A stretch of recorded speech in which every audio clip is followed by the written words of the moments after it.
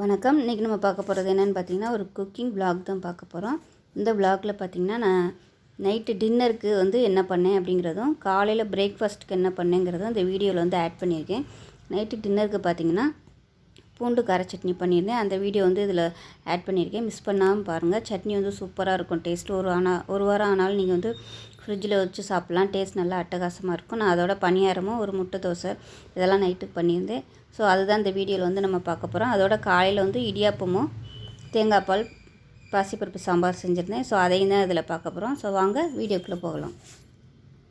ஒரு கடாய் எடுத்துக்கலாம். இதில் தேவையான அளவுக்கு எண்ணெய் சேர்த்துக்கலாம். எண்ணெய் சூடானதும் 2 டேபிள் ஸ்பூன் உளுந்து, 1 டேபிள் ஸ்பூன் கடலைப்பருப்பு சேர்த்து நல்லா பொன்னிறமாக வறுத்துக்கலாம்.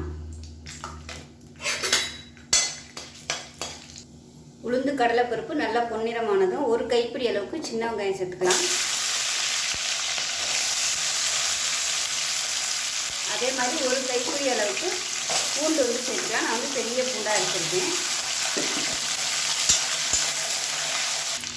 இது கூடவே 20 காஞ்ச மிளகாய் எடுத்திருக்கேன். இதில் காஷ்மீரி மிளகாய் வத்தலும் சேர்த்துருக்கேன் கலருக்காக.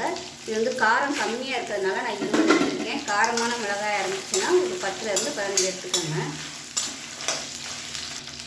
இப்போ இதில் சின்ன நெல்லிக்காய் சைஸுக்கு புளியும் சேர்த்து வதக்கிக்கலாம். இப்போ இதில் உப்பு சேர்த்துக்கலாம். பூண்டு வெங்காயமும் நல்லா ப்ரௌன் கலரில் வதங்கணும். இப்போ நல்லா வதங்கிடுச்சு. இப்போ பாருங்கள், பூண்டெல்லாம் நல்லா அப்படியே சுருங்க ஆரம்பிச்சிட்டு பாருங்கள். கமத்திடலாம்.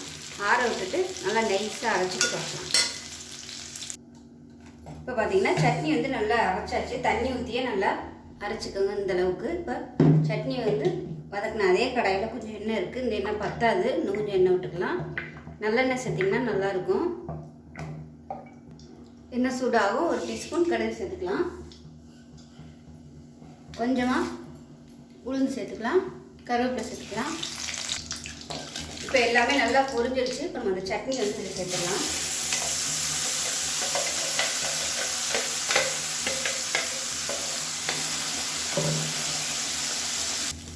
இப்போ மிக்ஸியை அலசிட்டு அந்த தண்ணியை சேர்த்துக்கலாம்.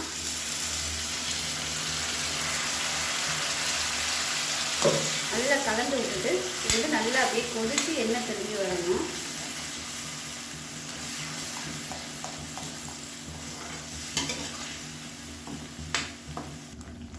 இப்போ இதை மூடி வச்சிடலாம்.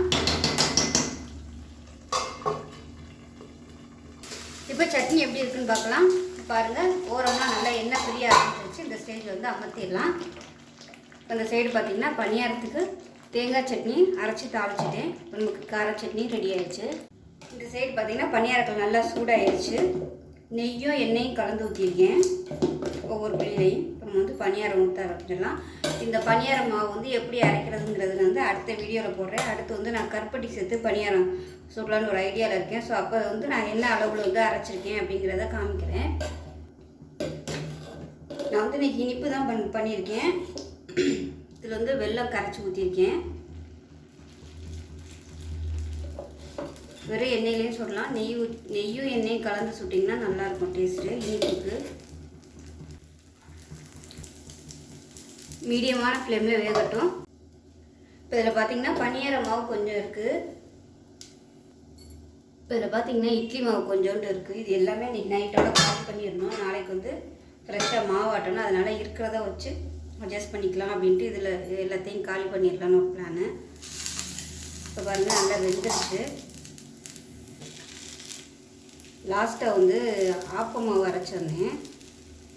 ஆப்ப மாவு, இட்லி மாவு, அப்புறம் பனியார மாவு 3 சேர்த்து ஆட்டி வச்சுருந்தேன். எல்லாமே கொஞ்சம் கொஞ்சம் தான் போட்டிருந்தேன். ஃபஸ்ட்டு ஆப்பத்தை காலி பண்ணிட்டேன். ஆப்ப மாவு ஏன்னா அது ஏற்கனவே ரொம்ப புளிக்க வச்சு எடுத்துக்கிறதுனால சீக்கிரமாகவே புளிப்பு ஏறிடும். அதனால் ஃபஸ்ட்டு அதை காலி பண்ணிட்டு அப்புறம் இட்லி மாவு காலி பண்ணேன். பனியார மாவு ரொம்ப புளிக்க விடலை. அதனால் அதை லாஸ்ட்டாக எடுத்துக்கலாம் அப்படின்ட்டு இப்போ எல்லாமே நான் காலி ஆயிடுச்சு. அதனால் இருக்கிற பனியார மாவையும் காலி பண்ணிவிட்டு ஃப்ரெஷ்ஷாக நாளைக்கு காலையில் இடியாப்பம் பண்ணிவிட்டு நாளைக்கு மாவுக்கு போட்டு ஆட்டணும். இப்போ பாருங்கள், பனியாரம் எல்லாமே நல்லா வெந்துருச்சு. எடுத்துடலாம் எல்லாத்தையும். மாவு கொஞ்சம் நல்லா கெட்டியாக அரைச்சிக்கணும். ஆப்பத்துக்கும் பனியாரத்துக்கும் அளவு பார்த்திங்கன்னா ஒரே அளவு தான். ஆனால் அரைக்கிற விதம் தான் வேறு. பணியாரத்துக்கு வந்து கெட்டியாக அரைச்சிக்கணும், ஆப்பத்துக்கு வந்து நல்லா தண்ணியாக அரைச்சிக்கணும். ஏன்னா நம்ம வெள்ளம் கரைச்சி ஊற்றுறதுனால பணியாரம் வந்து ரொம்ப தண்ணியாக போய் நம்ம தண்ணியாக ஆட்டி வச்சுருந்தோம்னா, அதனால் வந்து பணியாரத்துக்கு அள்ளும்போது மட்டும் கெட்டியாக ஆட்டி அள்ளிக்கணும். மற்றபடி ரெண்டுக்குமே ஒரே அளவு தான். இந்த சைடு பார்த்திங்கன்னா கல் காய வச்சுருக்கேன், தோசையை ஊற்றிக்கலாம்.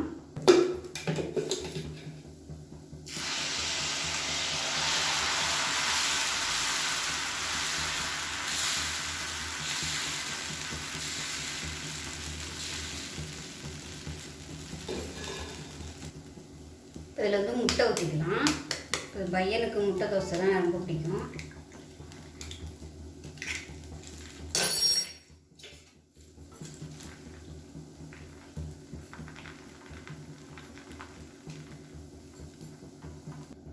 இப்போ முட்டை தோசையை திருப்பி போட்டுக்கலாம்.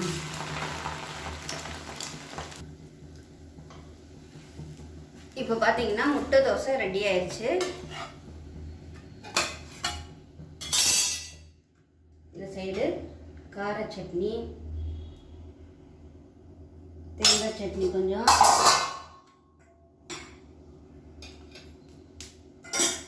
இதோட 2 பணியாரம் வச்சுக்கலாம். அவ்வளோதான்.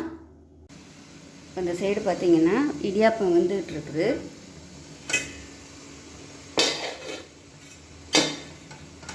இப்போ இந்த சைடு பார்த்தீங்கன்னா சாம்பார் வச்சுருக்கேன். இப்போ இடியாப்பம் எடுத்து வச்சுருக்கேன்.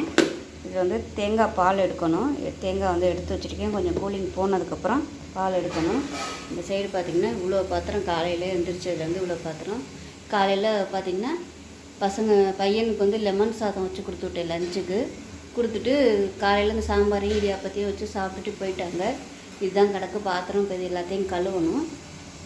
மதியத்துக்கு வந்து முட்டை கிரேவி பண்ணலான்னு பார்த்துட்ருக்கேன். ஏன்னா காய்கறியெல்லாம் எதுவுமே இல்லை, அதனால் முட்டை கிரேவி பண்ணிவிட்டு சிம்பிளாக ஏதாவது பண்ணிக்கலாம் அப்படின்ட்டு ஐடியாவில் இருக்கேன்.